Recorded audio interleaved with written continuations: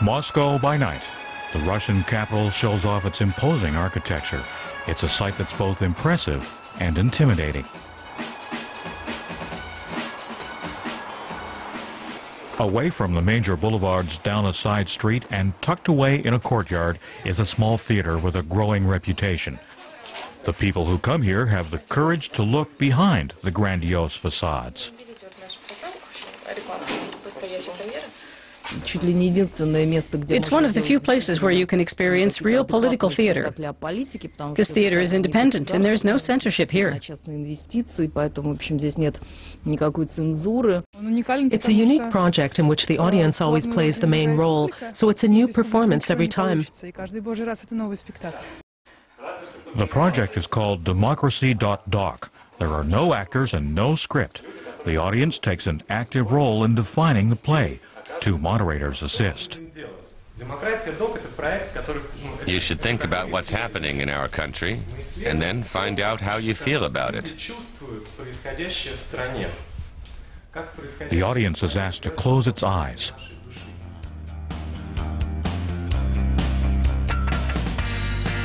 Russia in 2009 is a nation ruled by Dmitry Medvedev and Vladimir Putin.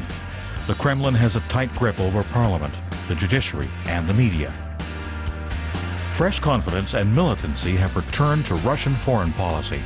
Public criticism isn't tolerated.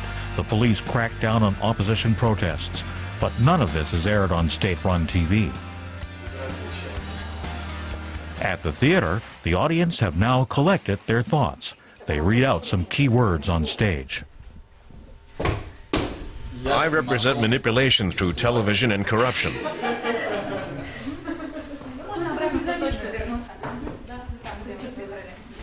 I represent lies and hypocrisy. I am crisis and unrest. Next, the audience members bring their on-stage roles to life, and the rest of the audience responds. Gradually, the play begins to take shape. The TV says you need distraction. Watch soaps. Stay occupied so you don't get the idea of starting a revolution or turning against the regime. You know what's missing here? Active resistance. You mean resistance against everyone?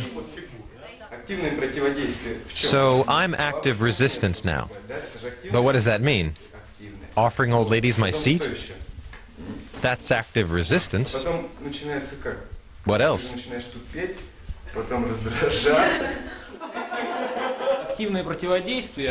This resistance has a mission, but it doesn't seem to know what it really wants or how to achieve it. The active resistance never really gets going on stage. Its methods are too confusing and unconstructive for the audience, almost like in real Russian life.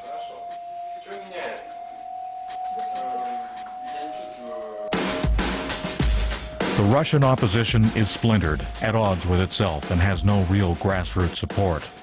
Many Russians support their government because the economy has grown steadily in recent years. But now the markets are falling and people are feeling the impact of the economic crisis. Fears of destitution and civil unrest are growing.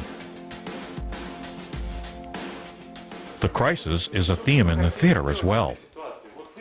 The figure named Crisis remains on stage at the end. I won't leave until something changes here. You created me. You deserve me. I won't do anything. You have to do it yourselves.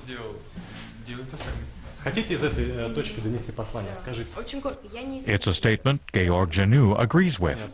The German theater director got involved in this project because he says it's a fitting reflection of today's Russia.